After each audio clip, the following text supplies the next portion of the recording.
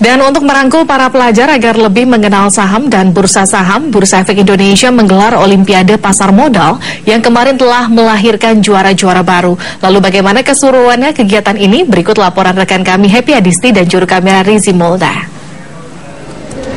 Saudara, setelah melewati babak penyisihan dan juga babak final Olimpiade Pasar Modal Nasional 2014, akhirnya menelurkan juara baru. Dan saat ini saya sudah bersama dengan siswa SMA yang dianggap paling mengerti tentang pasar modal. Halo Ahmad Hamzah, selamat ya atas kemenangan kamu menjadi juara pertama Olimpiade Pasar Modal Nasional.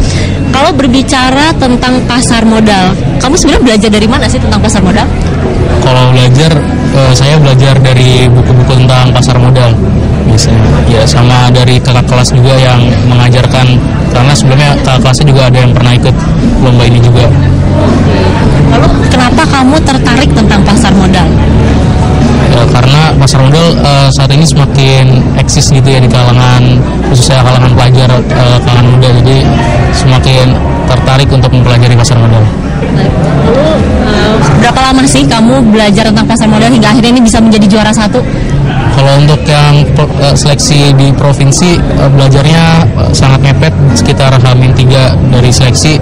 Tapi untuk yang di final di nasional sekitar 3 minggu belajarnya. Ini kan kamu udah jadi juara satu ya.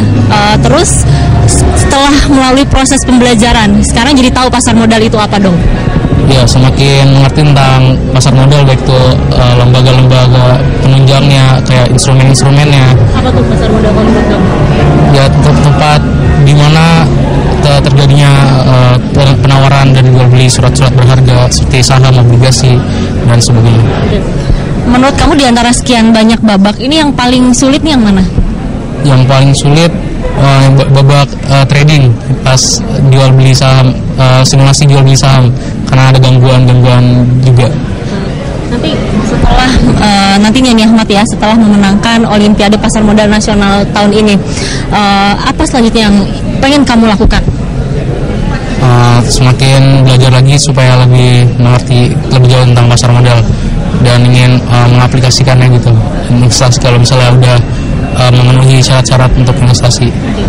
Ada impiannya nggak? Mungkin kamu punya impian nanti di masa depan pengen jadi pialang saham, atau mungkin impian kamu di dunia pasar modal, ada nggak?